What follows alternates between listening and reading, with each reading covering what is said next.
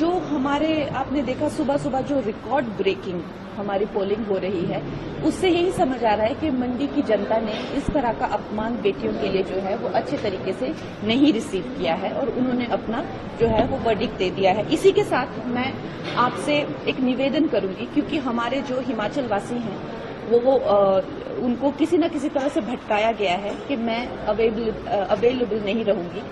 ये एक नंबर मैं आपसे शेयर करूंगी, ये स्ट्रिक्टली मंडी कॉन्स्टिट्यूएंसी के लिए ही है और मंडी कॉन्स्टिट्यूएंसी के जो लोग हैं उनके लिए हैं। खेद करें, ये किसी फिल्म ऑडिशन, स्क्रिप्ट और फोटोज के लिए नहीं है। ये नंबर मैं आपको देती हूँ 01905256400। ये हमारे ऑफिस का नंबर है, मंडी कॉन्स्टिट्यूएंसी के लोगों के लिए है। आपके पास मंडी कॉन्स्टिट्यूएंसी का आधार कार्ड होना चाहिए और आपको कोई सरकारी काम होना चाहिए। ये टंगला हेल्पलाइन है, ये टंगला का हेल्पलाइन है। ये हमारा हेल्पलाइन नहीं है, ये हमारा एक छोटा सा एक एंडेवर है लोगों तक पहुंचने का। और जिस तरह से लोगों को भ्रमित किया गया है कि मैं जो है कभी अवेलेबल नहीं रहूंगी, ऐसा नहीं है।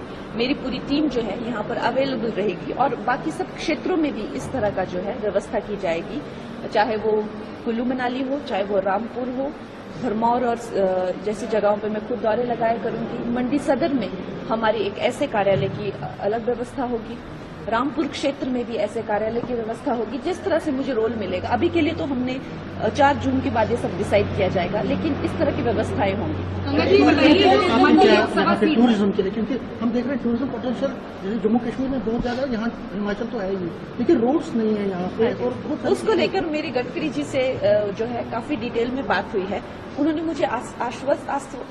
मुझे आश्वस्त किया है कि जैसे ही पूरा सिस्टम फिर से बन जाएगा, क्या क्या मंत्रालय कहाँ नेपोटिज्म पे बहुत लड़ाई लड़ती रही है, ये पॉलिटिक्स के नेपोटिज्म के बारे में क्या कहेंगे जो पॉलिटिक्स में चलता है? देखिए, मैं यही कहूंगी कि जनता ने जो है वो एक ऐसा हमारे देश को एक ऐसे मुकाम पर लाके खड़ा किया है कि वो जो है अब योग्य ही लोगों को चाहते हैं हर क्षेत्र में।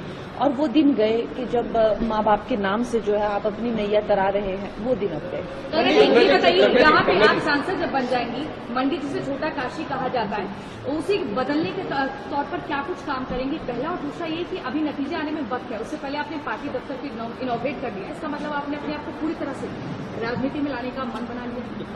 मैं राजनीति में ऑलरेडी हूँ। हाँ, नतीजे आने की बात है कि अब नतीजे किसके पक्ष में आएंगे, तो ओवर कॉन्फिडेंस है कंगना की वोटिंग वाले दिन। हाँ। आप एक सांसद का जो जनसंपर्क कार्यालय होगा भावी सांसद का, उसका उद्घाटन करेगा, ये ओवर कॉन्फिडेंस है। देखिए, आपने को मैंने पहले भी कहा कि ये जीत और हार से आगे जी, ठीक है, ये एक ऐसा कार्यालय है जिसको मैंने आपको ये नहीं कहा कि सांसद का कार्यालय है।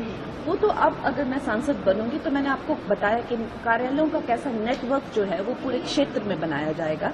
लेकिन ये तो मेरी जो सरकाघाट की जो मेरा घर है, जो मेरा पुश्तैनी घर है, उनकी एक एक्सटेंशन है। तो यहाँ के लोगों से अब जितना मिलना हुआ है, जितना उनके साथ में पर्सनल संपर्क हुआ है, जितना जो है कार्यकर्ताओं ने दिन रात जुटकर जो है कि युद्ध क्षेत्र में मेरे लिए काम किया है, तो क्या ये हमारा एक स्वाभाविक सा दायित्व नहीं बनता कि उनके साथ में हमारा मेल जोल रहे? चाहे हम पार्टी में कोई भी पोजीशन पर हों, चाहे हमारी कोई भी पोजीशन हो, लेकिन पार्टी के लिए काम करते रहना, क्या ये हमारा दायित्व नहीं बनता?